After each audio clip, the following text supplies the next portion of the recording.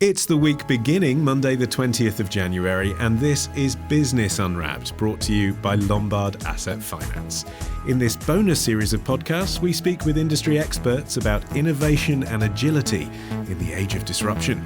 I'm Ollie Mann, and let's unwrap the business week. And joining me today from Money Week, it's John Stepek, and our special guest is Miatta van Buller, Chief Executive at the New Economics Foundation. Hello. Hi. You join us between one thing and on your way to another thing. You're very busy. Yes. And you're no stranger to the microphone either. You're on the New Economics Foundation podcast a fair bit. Yes, our regular podcast, and every so often they bring me on to try to give insights about what's happening in the world, what's happening in the economy. See, that's what we need, John. We need insights. Don't just need you banging on about the 2008 economic crash. Podcast listeners want insight. Well, what story have you brought with you this week? Is it time for the Bank of England to rethink how we prepare for recession? I take it as given that there is going to be some economic disruption on the supply side, possibly severe, we don't know. And that bit doesn't drive monetary policy. Monetary policy can't prevent a supply side disruption. What matters is whether, as a result of that disruption, you get a larger fall in business confidence, household confidence, and therefore demand, which does require monetary policy to support the economy within a framework of trading off support for the economy against the temporary overshoot in inflation above the target, which is no doubt going to be the case because we expect the exchange rate to fall, and then there is a possibility of tariffs on top of that. Economist Gert-Jan Vlieger speaking to the Treasury Select Committee early last year. Miatta, why is this relevant this week? So it's relevant this week because against the backdrop of an economy that's really sluggish. So if we think at the back end of last year, we didn't enter recession, but our economy was pretty much creeping along and stagnant. And all the indicators are suggesting that a recession is looming. And some of it is to do with things that are happening in the global context. So we expect there to be a global slowdown, but also our economy here in the UK has been ailing in part because of uncertainty around Brexit. And so there's a big question now about when the recession comes, are we ready? Now, if you think back to the last time we had a big crash, the financial crisis. I knew there was a reason John was here.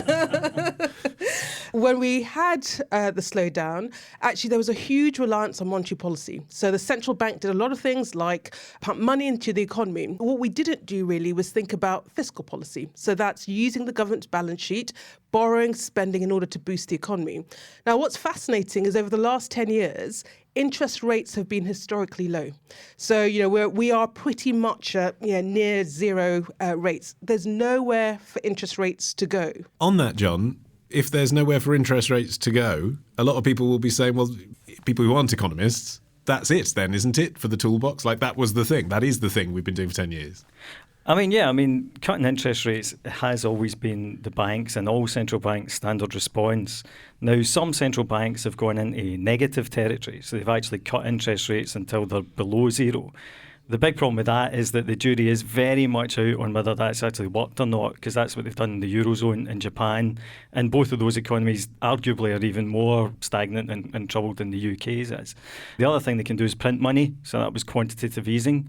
And to be fair, they can always print more money. That's not really affected by what economists call the zero bound. But the other problem, which Miatta alluded to, is that whenever central banks run out of space or whenever they're printing money, you're getting to the point where they're making decisions that actually affect things that arguably voters should have some sort of influence over. That's your problem. They're unelected. And I saw, Miatta, in the FT last week, an article in which 85 respondents to one of their surveys were asked, what should the Bank of England do to prepare for this downturn? And the weapons, the FT called it, the weapons they were suggesting were things like changing the inflation target to an average and having a variable VAT rate, more quantitative easing, like John says.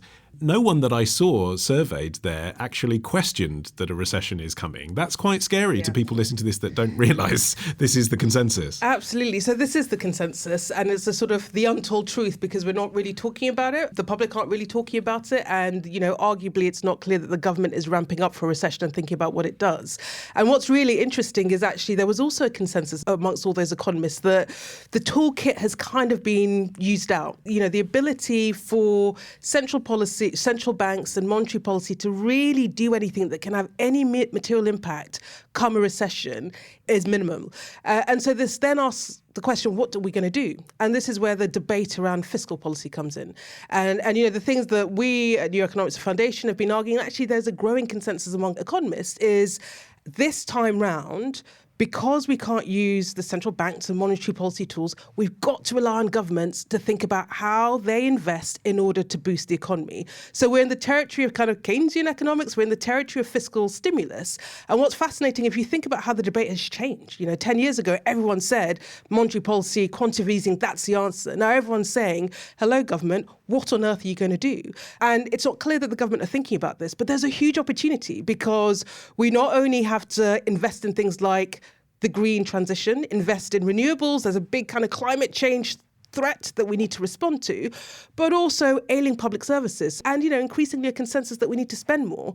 So there's a space for the government to think strategically and tactically, if we need to spend to boost the economy, what does that look like and how do we use it to drive change for the long term? I mean, in the general election, John, there was a kind of consensus around that. The Conservative policies seemed to me to be pretty much akin to what Labour had said, if not last time, then the time before last. It's just that Labour went even further in terms of the amount of money they'd like to put back into the public services and all the rest of it. So is it the case now that the Conservatives have a majority, that some of that rhetoric's been dialed down, or do you think they are going to do all of this investment? I mean, the Northern Powerhouse is a good example of where they're going to have to come through on that, because they've made that promise.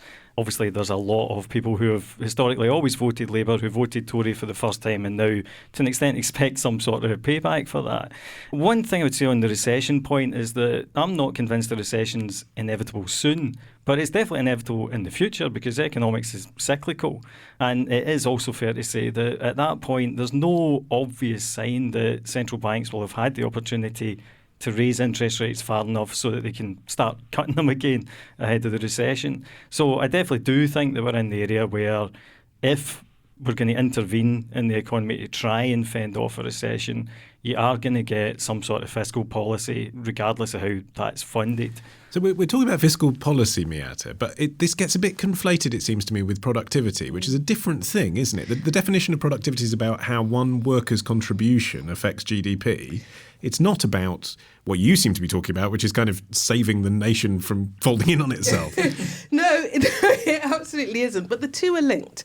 So we've had a kind of productivity crisis. So we've had a sustained period where productivity has pretty much been stagnant, which again, historically is quite unprecedented. And economists, policymakers have been scratching their heads about how do we crack the productivity problem? And a lot of our emphasis has been on the supply side. So thinking about things like training, R&D, investment in kit, in infrastructure as a way to stimulate productivity. We've tried things and it's not really working. And actually there's a growing school of thought, and we at the New Economics Foundations and others have been arguing that there's a demand side part of the equation to this, which is that what we've seen is that companies who aren't really confident about the long term are not investing in the long term, which is why we're seeing the kind of sluggish investment piece, but also things like they're not really investing in their workers because actually they're not clear that there's sufficient demand in the long term. So they're going for short-term contracts, short-term workers, and not pumping money into sort of training it. So our argument is actually there is a need to boost demand, and actually the government has a role to play in that, partly through government spending, but also things like increasing the minimum wage or intervening to ensure that actually some of the kind of profits that are being created are passed on in terms of wages. All of that boosts demand in the long term, which we think will have a knock-on effect on productivity because companies will be like, okay, actually there will be long-term demand for our products, which means that we can start doing stuff that actually improves the long-term benefits of the economy. And I guess it's the cutting of those interest rates over the last 10 years, John, that's led partly to the zombie company situation, where you have companies that are ticking along because it's not costing them very much to operate, but kind of should be put out of business, which might help productivity. Productivity is a very complicated issue. Yeah, I should clarify, it wouldn't help productivity for them, but it would mean that the leader in the market would then be someone who's more productive, I presume. Absolutely. I mean, there's a lot of arguments about this, and there are a lot of factors. Are we measuring productivity properly? It's much harder to measure productivity in a services economy than in a manufacturing economy. So the decline in importance of manufacturing in our economy means that it's very easy to say, oh, factory X produced 100 widgets and factory Y produced 120, so factory Y is more productive. But how do you measure productivity of a journalist or a podcaster or somebody that works in a care home, for example. So that's one reason why productivity is, perhaps being mismeasured. The other thing is, before 2008, the kind of trend we were on, productivity kept rising, but you also have to consider, well, how much of that was genuinely productive economic activity. For example, the city has become less important since 2008. North Sea oil, which I would say is, productive. Oil prices have come down. There's less activity there. So those are two things that were very productive sectors that are now less important. But yeah, I think the investment in technology is definitely one issue. Also, higher wages and more investment in workers to go with training would definitely help with this. But those two things don't necessarily go together, do they? Investment in technology and investment in workers, because investment in technology these days might mean robot checkouts and redundancies at Tesco. Yeah, and this takes us to the whole automation debate. So I think there's a sort of scare story that the robots are coming and we're all going to lose our jobs. Actually, if you look underneath the bonnet, what looks like is happening is that certain tasks, mechanical tasks, can be automated, but there's certain things, human interaction, customers, that you're never going to automate. Some of it you can, but a lot of it that you can't. And actually, it requires different skill sets. So I think what's going to happen is that the labour market is going to change. And the question is, are we skilling people up to do the jobs that we will be required to do, because actually some of the more manual jobs have been taken out of the equation, and we're not really doing that. But does it benefit the economy to take those jobs out? Does it benefit the economy to take, taxi drivers out of the equation? If we create better jobs, which again, I will constantly bang on about the green transition and the opportunities as well as the risk of climate change. But for example, if we were taking the threat of climate change seriously and we were talking about a huge program of building renewables, both here, creating a supply chain for that, but we're also talking about a massive program of insulation, the technology we would need to green our transport infrastructure, the manpower that we need to create to do that is huge. The opportunities for new jobs are huge. So we can afford to automate certain tasks by creating different types of jobs. But that requires the kind of industrial strategy that, honestly, we haven't really done very well in this country. And you can tell from listening to this, Miata, that you're used to briefing people in government or tangential to government or political parties, and that's great.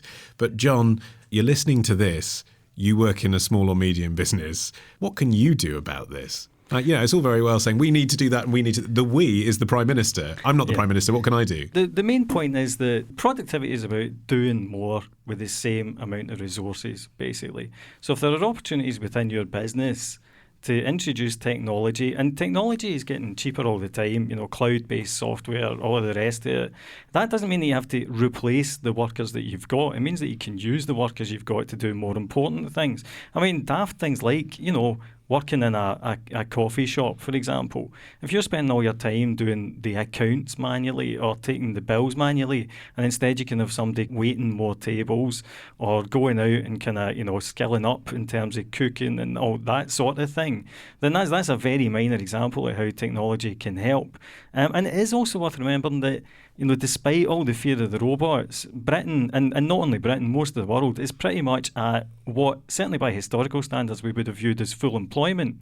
There is not that much slack in the workforce. So this thing where companies have arguably been hiring people and kind of throwing them at problems rather than investing long-term capital in technology, software and machines that might actually make those problems go away permanently, that can't last. Either wages have to go up or more investment has to go up.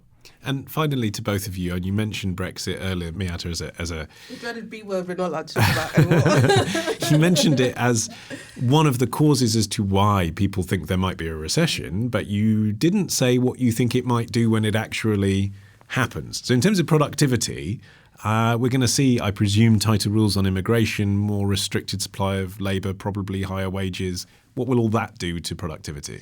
Possibly. So I think it's the big unknown. And a lot of it depends on what form of Brexit the government goes for and what that future relationship looks like. I think the risk, and I'll talk about the upside, but the risk is that if they decide that they want to have a kind of distant relationship with our biggest trading partner literally on our doorstep, what we do is that access to that market then gets constrained. So we talked about demand at the beginning and demand being a problem. You suddenly cut a huge part of demand from businesses, but also, investment might shrink.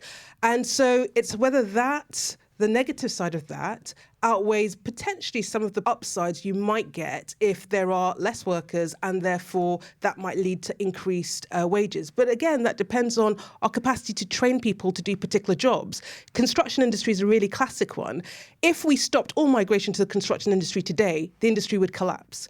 Can you get the workforce to go into that before that happens so that you can see the upside? So there are huge risks, which actually requires a lot of thought. And the upsides are? I felt I You said what potential upsides could be. So I think the upsides are, it is a change, and it will require the government to think about what we have, the levers, and what we can do. So, there's a real opportunity for the government to say we are leaving. And yes, of course, they would be mad to say there isn't a risk associated with it, because all the economists are saying there's a big chance that this is going to shrink our economy. So what does the government do in response? Which takes you to domestic policy, it takes you to economic policy, it takes you to industrial strategy. So there's a real chance for the government to say a change is coming, and we're going to work actively to try and rebalance our economy, to invest in the Northern Powerhouse, to boost infrastructure, to actually intervene in markets in order to try and, address some of the productivity problems, to stimulate the economy. But that requires a government with a plan and will, and that is the piece that we need to see. John, do you think there'll be an impact from Brexit on productivity? I think the main issue is that the uncertainty has been lifted to a great extent. So I think there's the potential for investment to bounce. And also, to an extent, it's more a continuation of trends. And the employment issue is one thing. As I say, we've got full employment already. If it does become tighter, for whatever reason, because the other reason that a lot of people aren't coming, say, from Eastern Europe as much as they are is because, the Polish economy is doing well. So there's a lot less reason to move over to Britain if you can get a decent job, at home in Poland.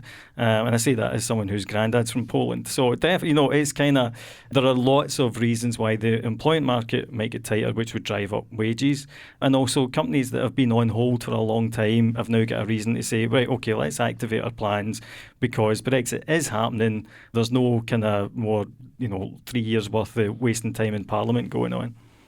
Okay, on that, Miata, we will let you off to your next appointment. Thank you. Thank you for squeezing us in. Miata Fambulla and, of course, Money Week's John Stepek. Thanks to our sponsor, Lombard, which provides forward-looking finance and expertise to British businesses planning for a prosperous future. For more from our series about agility and innovation in the age of disruption, visit theweek.co.uk/disruption. Business Unwrapped will be back in a fortnight's time. In the meantime, do subscribe to our weekly show, The Week Unwrapped, on your podcast app of choice, and these bonus eps will drop into your feed as well. I've been Ollie Mann. The music is by Tom Morby, the producer, Sarah Miles at Rethink Audio. Until next time, bye-bye.